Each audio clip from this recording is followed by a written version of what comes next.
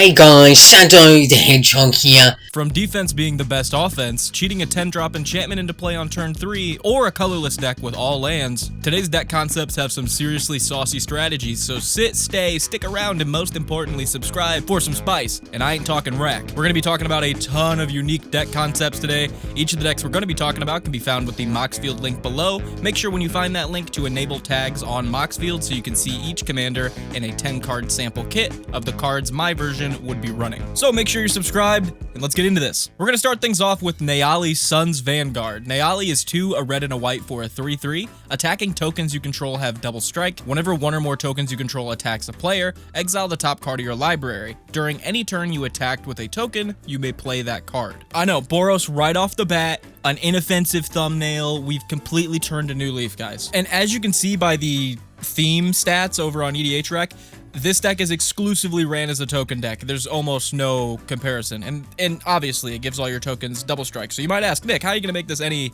more unique? So with this deck, you're usually going for stuff like Krenko and Neem Pakal to flood the board with tokens, buff those tokens with stuff like Harmonious Archon or Intangible Virtue, use Nayali's double strike ability to end games quickly and aggressively while netting some exiled cards to potentially play and get more tokens. Really good token strategy, I'm not gonna lie. But let your dude get his hands on this, see what we can do here. Because like I said, after the thumbnail fiasco, I'm a whole new guy. I had to ask myself some questions, I had to reflect and figure out some deep truths about myself, and I came to the conclusion that Boros looks kind of fun now. What are we talking about? My version of this list runs powerful mid to late game creatures with potent combat damage triggers like Battle Angels of Tyr, providing a powerful balancing effect when it deals combat damage to a player, or creatures like Cavern Horde Dragon, which will create a ton of treasures on our side, equal to the amount of artifacts the opponent controls whenever it does combat damage. Pair these powerful creatures with effects that can make token copies of creatures we control, like Heat Shimmer or Kiki Jiki Mirror Breaker, to make copies of these powerful creatures. And thanks to our commander and the fact that these copies are tokens,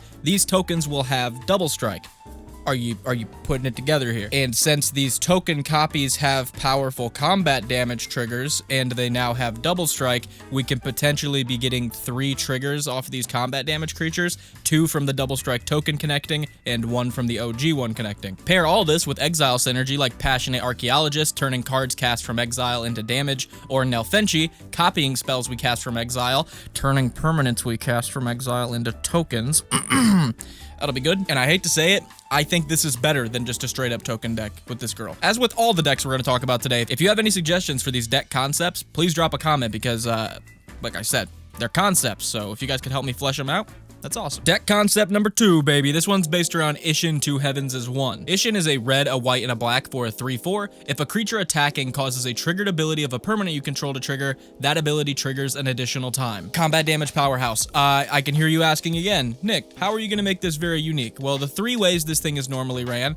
First, aggro. You're going to run a ton of cards like Krenko, Tin Street Kingpin, Sky Knight Vanguard, get tons of early game aggressive combat triggers, double them with Ishin, flood the board, do a bunch of damage. Good. People also go Samurai Tribal, which I think is really cool. You can run like Urayu to get extra combats, or Yamazaki to get artifact recursion, but again, kind of just cool theme-wise. It doesn't seem that strong. Sure, you have access to like Coat of Arms and Banner of Kinship, but like, whatever. The third way people build this thing is equipments, because a lot of equipments have combat triggers, so stuff like Sword of the Animist providing ramp, or Sigil of Valor giving a huge attack buff as long as the creature attacks alone, and then you can double that attack buff trigger with Ishin. These are all really cool concepts, but I'm cooler. My Ishin list is based around being a total bitch, and I mean a total bitch. I'm gonna show you how defense can be the best offense here. What if Ishin was a Pillow Fort commander? I hear you asking, Nick, Ghostly Prison isn't an attack trigger. Gotcha, buddy. Cascoon Falls isn't an attack trigger, buddy. Sorry, time to shut down your whole idea, Nick. Hold on. Let me explain something to you. Ishin doubles the attack triggers of a permanent as long as attacking made that trigger. It doesn't matter if you attacking made that trigger. So yeah, you're right, Ghostly Prison doesn't work. But what about Breen the Demigoge? Whenever a player attacks one of your opponents, if that opponent has more life than another opponent, that attacking player draws a card, and you put 2 1/1 counters on a creature you control. Yes, with Ishin, this will trigger twice because an opponent attacking another one of your opponents caused one of your permanents to trigger. That's all Ishin's looking for. So that player is going to go ahead and draw 2 cards. You're going to put 4 1/1 counters among creatures you control. That's a bunch of buffs for just any opponent swinging at another opponent. Yikes. Still not sold. That's fine. What about cards like Hissing Miasma? Whenever a creature attacks you, that creature's controller loses 1 life. And with Ishin, that triggers twice. So every time a creature attacks us, they will lose 2 life. I don't think we're getting attacked. Going on a hunch here, I don't think the other token decks or aggro decks at the table are going to be coming at us. How about throwing a Curse of Opulence or a Shiny Impetus on an opponent's creature and go nuts, because those are also attack triggers, causing the auras, which we still control even though they're on an opponent's thing, to give us 2 treasures. So every time that creature attacks, we get 2 treasures, buddy. And I can keep going. Mangara, giving you more card draw when the opponent attacks us. Cunning Rhetoric, exiling 2 cards off the top when an opponent attacks us. There's just a bunch of cool-ass Pillow Fort cards that can go into this list that actually work with Ishin, and I'm sure there's a ton that I'm missing, so again, let me know. Hopefully we're 2 for 2 so far, and if we are, consider dropping a subscription. We're definitely going to be 3 for 3 with decks that you go, how are you possibly going to make that unique, and then go, hopefully. Our third deck concept is based around Chatterfang, the Squirrel General. Chatterfang is 2 and a green for a 3/3 Forest Walk. If 1 or more tokens would be created under your control, those tokens plus that many 1/1 green squirrel tokens are created instead. You can pay 1 black, sacrifice X squirrels. Target creature gets +X -X until end of turn. Not really the most difficult to guess where people went with this one. If you guess squirrels, you're actually wrong, weirdly enough. People went tokens with this thing. Squirrels is actually the 4th way this deck is ran. I guess you just get a bunch of squirrels anyway, but that just seems weird to me. But keep in mind, a bunch of token creators just make squirrels. You got stuff like Chitter Spitter, Deep Forest Hermit. So the deck is still very squirrely, as it were. The second most built strategy here is treasure tokens, because if you're making a bunch of treasures, you're also going to be making a bunch of squirrels, and then you can use those treasures to ramp out bigger endgame stuff to buff with your Chatterfang, or rush out more ways to make squirrels. And the third way this deck is ran is Aristocrat. You're just doing the same thing as the last 2 ways, except you're also running stuff like Blood Artist so that you can sacrifice X squirrels with Chatterfang, trigger your Blood Artist to drain a bunch of people. Cool. Those are all really good. Where the hell are all the food decks? Like, you can scroll down the themes on Chatterfang, and food's like way down there. I think there's like 60 Chatterfang decks that are food decks, as opposed to thousands of Chatterfang decks that are token decks. That makes no sense at all. Yeah, my Chatterfang deck's a food deck. You're gonna make tons of food tokens with stuff like Paragon Took and Nuka-Cola Vending Machine, netting squirrels off all of them, and then pair this with food synergy like Hazel's Brewmaster, giving your food tokens activated abilities of creatures we exile from grave with it, yikes, or something like Savvy Hunter, turning food tokens into card draw. Plus, tons of squirrels actually care about foods. Camellia turns foods we sack into squirrel tokens, and Hazel of the Root Bloom being able to make copies of squirrels or our food tokens, putting in double duty. When I saw that the food theme wasn't in the top 4 ways that Chatterfang was ran, let alone, like, I think the top 10, that's nuts to me. I mean, like, look at the forage mechanic. It's like a squirrel mechanic based around exiling stuff out of your graveyard or sacrificing food tokens to get powerful effects. We're just not gonna do that. We all thought, oh, Camellia's cool for foods, but like Chatterfang, he's more of a treasure guy. Chatter Mukbang, that's the new deck. Deck concept number 4. This deck concept is based around Gyruda, Doom of the Depths, which is a 4 and 2 Dimir hybrid 6/6. It's also got companion, so it can be your deck's companion as long as your whole deck has even mana values. We don't care about that. This is the commander of this deck. When Gyruda enters the battlefield, each player mills 4 cards. Put a creature card with an even mana value from among the milled cards into the battlefield under your control. So people normally run this deck clones. Even like the top 3 themes, it's all just stuffed full of clones, because that's the main thing you're trying to do with this deck normally. You play Gyruda, mill everybody, rip the strongest thing into play under your control that has an even mana cost, drop a clone to copy Gyruda. That clone does the same thing. You cheat another big thing into play, you go ahead and sack the clone to the legend rule, and there's a lot of like cheap clone effects. You've got Phantasmal Image, the blue one that's a land, that's like a 3-drop that copies something. There's tons of cheap ways to clone Gyruda and just get a really powerful effect for like 2-3 mana, which, listen, as a reanimation player, love that. That's great, but it's also exactly what everybody does with the deck. That's not really the point of the video. So hear me out here. All right, what if we made Gyruda a little less scary for the board? All right, what if we ran Gyruda as a group hug deck? Hear me out. We get the classic group hug cards. We got Temple Bell, we got Howling Mine, we're helping the table. The table loves us, dude. We utilize the clone effects and Commander ETB to steal a ton of opponent's creatures out of grave. I know what you're saying, that's the same thing we were just talking about, hold on. But then we use blink effects like Conjurer's Closet or Displacer Kitten to blink the creatures we stole and return them to their rightful owners, dude. That's right, we're running a pet adoption agency out of our deck. We can also do the same thing with cards like Feign Death and Not Dead at All to return dying creatures that are opponents back into play under the opponent's control. all good. Now, this will keep you alive for most of the game because people love getting their creatures into play for free way earlier than they should. What do they love more than that? That happening over and over again for them. So you're probably going to stay alive till the end of the game. But then when it becomes a 1v1 situation, guess what you have? A normal Gyruda deck with tons of clone effects, and you just start doing that to the last opponent, stealing all their best stuff, hit them, and you go, yeah, sorry, looks like I won. This group hug's got a little edge to it, baby. If you've got any suggestions for the deck, again, please drop them in the comments. Links to all these decks down below. Let's move on to the next one. Deck concept number 5 is based around Strefin Progenitor? I hate this name. I hate this name. 2, a black and a red for a 3/2 flying. At the beginning of your end step, create a blood token for each player who lost life this turn. Whenever Strefin attacks, you may sacrifice 2 blood tokens. If you do, you may put a vampire card from your hand onto the battlefield tapped and attacking. It gains indestructible until end of turn. This one is exactly as straightforward as it would appear. As opposed to some of the other concepts we've talked about so far, this is a normal Strefin deck. I've just plugged in stuff that no one else on other people's deck list online have seemed to plug in. We're doing the Strefin thing. We're running giant vampires like Markov Enforcer or Necropolis Regent to use Strefin to cheat them into play way earlier than they should hit play and get incredible value way earlier than we should. Now, what do other Strefin decks do? That's it. That's literally it. You run a couple of ways to make opponents lose life so that you can get blood tokens like a Blood Artist. Then you make blood tokens, and then you just cheat out the big vampires. That's like the play cycle in a normal Strefin deck. What if we ran fling cards? 2 mana to fling a potential Necropolis Regen is a 6/5 that makes itself bigger equal to the amount of damage it did. That could easily become a 12, 24, 48 power card pretty quickly. I think the idea of just flinging that much power at someone's face seems really strong. That's still not the end though. What if we also plugged in a reanimation kit into this deck? We run stuff like Ripples of Undeath to be milling big vampires into our graveyard, and then stuff like Dance of the Dead, Animate Dead to reanimate those vampires into play.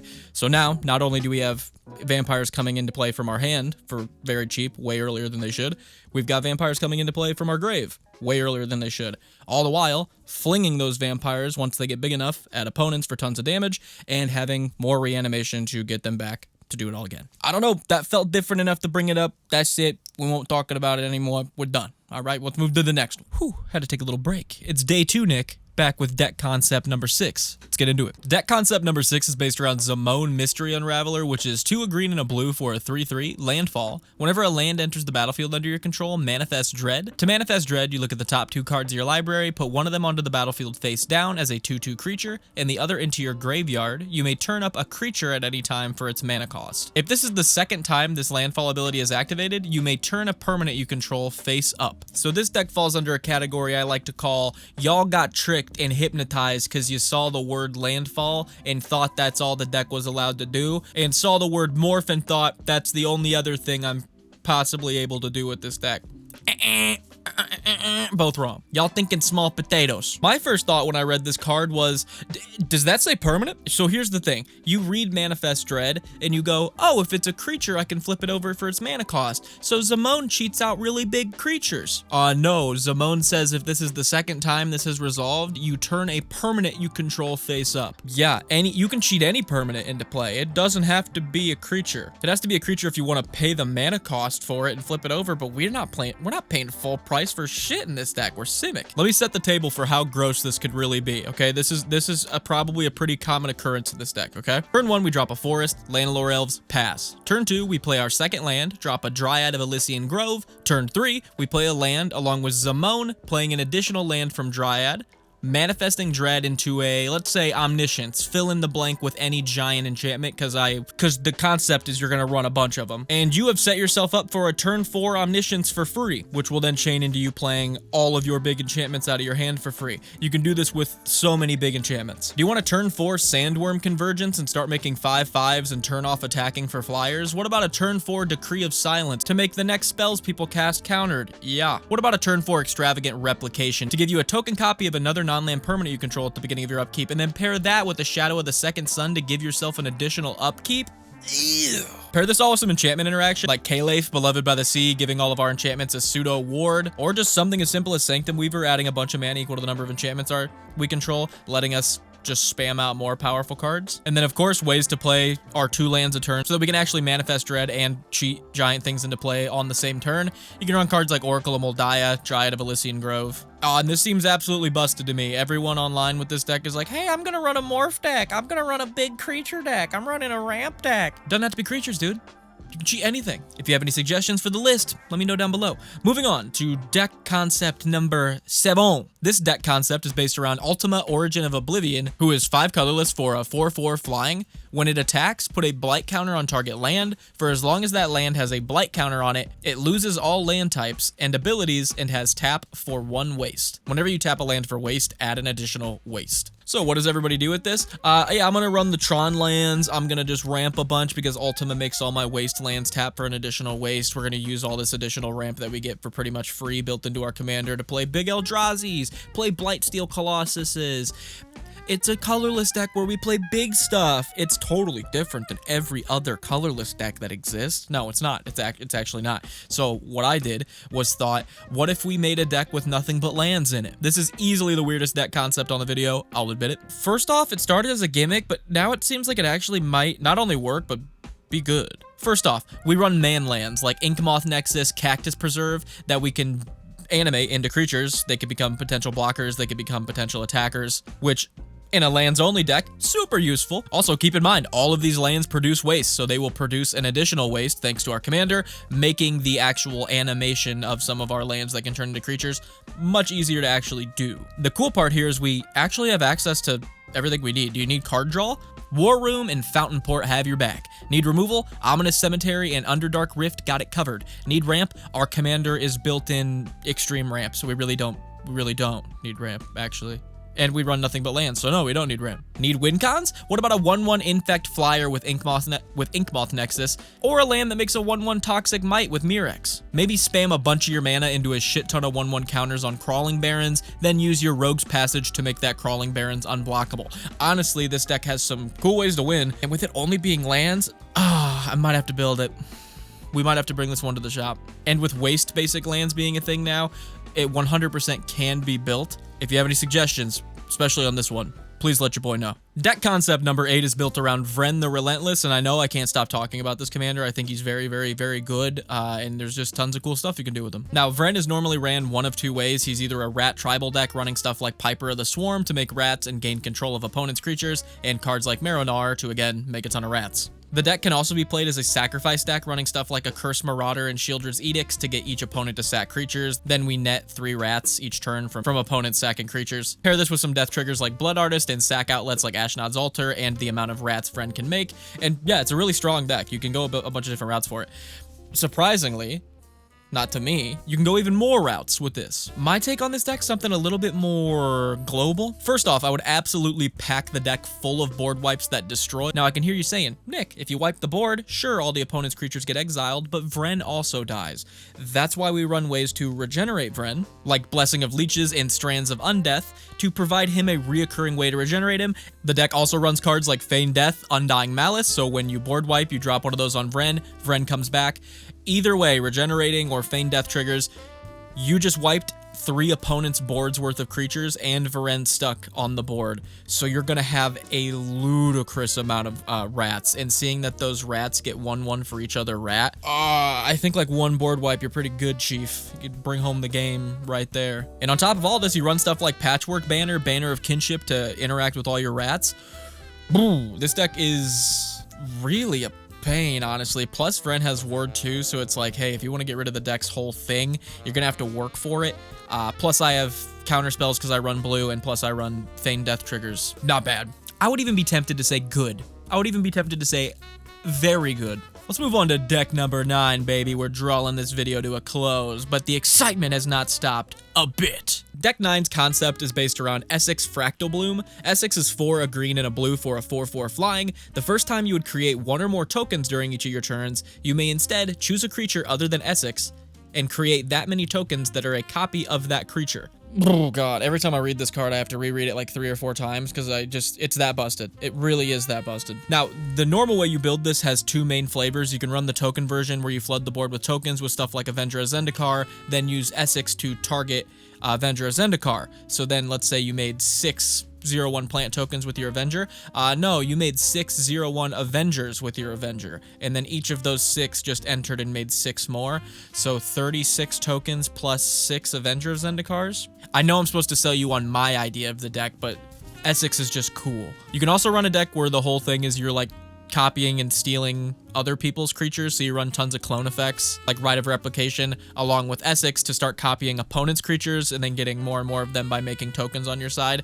Also, very cool. Essex is just a cool-ass commander. But I hate to say it, I hate to ring my own bell, I hate to keep coming back to this well, I hate to be a broken record, but I can do it better. I guarantee it. My version of this list was heavily inspired by Rizzo's recent Friday night deck submission of his Derevi Snowbirds tribal. Snowbirds. I thought plugging in the bird tribal thing to Essex would actually be very cool because a lot of the bird tribal stuff cares about things having flying. Essex has flying. There's a lot of bird tribal stuff that makes tokens. Essex cares about tokens. First thing I thought was some classic bird tribal stuff. Tawnos the Toymaker gives us a token copy of a bird we cast. Or bird synergy like Radagast that provides our birds with protection while making bird tokens when we cast large spells. Again, going to interact good with Essex. Both of these are legendary, so you can't target these with Essex to make your tokens copies of it, but we'll get into that. You know what else is gonna bang here? Flying synergy. Stuff like Tide Skimmer, giving us a card draw when we attack with 2 or more flyers, or Sprite Noble that provides a defensive buff to flyers, or can tap to give all of our flyers +1/+0 until end of turn.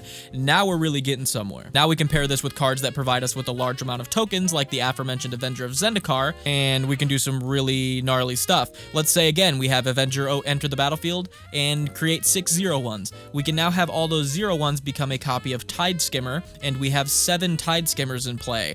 All of which drawing us a card when 2 or more flyers attack. We're going to be drawing 7 cards every time we attack now from this point on, and we have 7, 2, 3 flyers. Then next time we have a bunch of tokens enter with something like, let's say, Awaken the Woods. We create 5 1/1 forest tokens. We can have them all enter as Sprite Noble this time, and we have 6 Sprite Nobles that can all give all of our flyers +0/+6 passively, and tap to give our flyers +6/+0 when they attack. All of this seems like, am I crazy? Pretty good. But this deck concept is incredibly loose, so if you guys have some suggestions for this one, drop them down below. And finally, the 10th and final deck of today's video. It's the one that you saw in the thumbnail. It's the one that made probably all you guys that aren't subscribed click on the video. By the way, subscribe if you aren't. The 10th and final deck concept of today's video is based around Y'shtola Knights Blessed. Y'shtola is 1 a white, a blue, and a black for a 2/4 vigilance. At the beginning of each end step, if a player lost 4 or more life this turn, you draw a card. Whenever you cast a non-creature spell with mana value 2 or greater, Y'shtola does 2 damage to each opponent, and you gain 2 life. One of the most popular commanders right now. I see comments all over the Magic community's videos talking about Y'shtola. You should talk about Y'shtola, talk about Y'shtola, talk about Y'shtola. So I was like, let me see if I can come up with something creative for this video to fit Y'shtola in here, and I think we did, boys. Now, the way Y'shtola is normally ran, with a powerful card draw engine and group slug ability in Esper colors, the way this girl's normally ran is control. She's just built for it. You play Y'shtola, you run a ton of 3-drop counter spells, and you just counter. Nope, I'm gonna counter. Nope, I'm gonna counter. Nope, I'm gonna counter. Countering that, actually. Nope, that's not gonna resolve. Counter. Oh, and look at that. If you play a non-creature spell that costs 3 or more, each opponent loses 2. So yeah, you just control the game as hard as you can. Board wipes, counter spells, removal, all that stuff. Draining the opponents all the while controlling them, and once they get down low enough, you can just drain them to finish off the game, or you can play like a big Hull Breaker Horror, big control type creature late game to bring home these games. People also go spell slinger with this deck. What that means is they run Professor Onyx. I really don't see much of a difference between those 2 lists. They're very similar. With the third way being life gain, I was like, Y'shtola, you're the most popular commander. Could you do cooler stuff? So here's what I'm thinking. Y'shtola rewards us for playing non-creature spells with mana value 3 or greater, right? And for some reason, everyone read that and went, oh, instants and sorceries.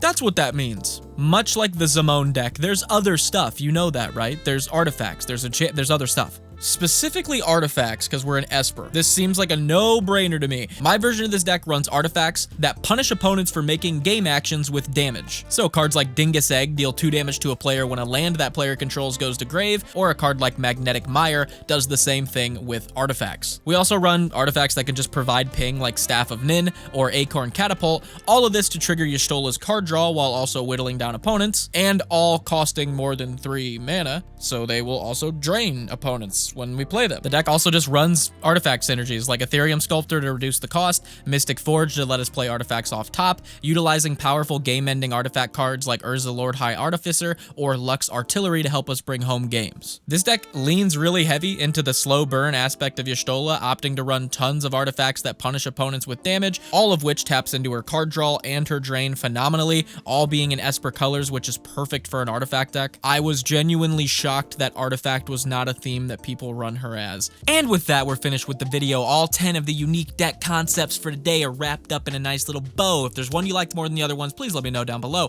If there's any card suggestions you've got for any of these, please let me know down below, because I'm interested in building a lot of these, and if we could just get a couple more cards, I feel like I'd pull the trigger on some of these. If you end up building one of these, please send me the deck list over on the Discord, and if you're not a part of the Discord, join it. It's down below. It's free. There's a link to it. If you got a little bit more of expensive taste, you could help support me over on YouTube memberships or Patreon memberships. They both start as low as $1, where you can submit some of your favorite obscure cards for obscure card list here on the channel, and also submit your decks for Friday night deck review live streams here on the channel. Either one of those, if they sound interesting, you can check them out. Be sure to subscribe if you're not already, and hit the bell icon so you can get notified when I upload. It says that a ton of you don't have the bell clicked. I hate to be a narc. I hate to like kill the messenger here, but they told me a lot of you guys don't have the bell clicked. Be sure to also hit that subscribe button. We're trying to hit 20K by the end of the year, and with all that BS out of the way, I hope you guys have a good day. I'll see you guys next time. Peace.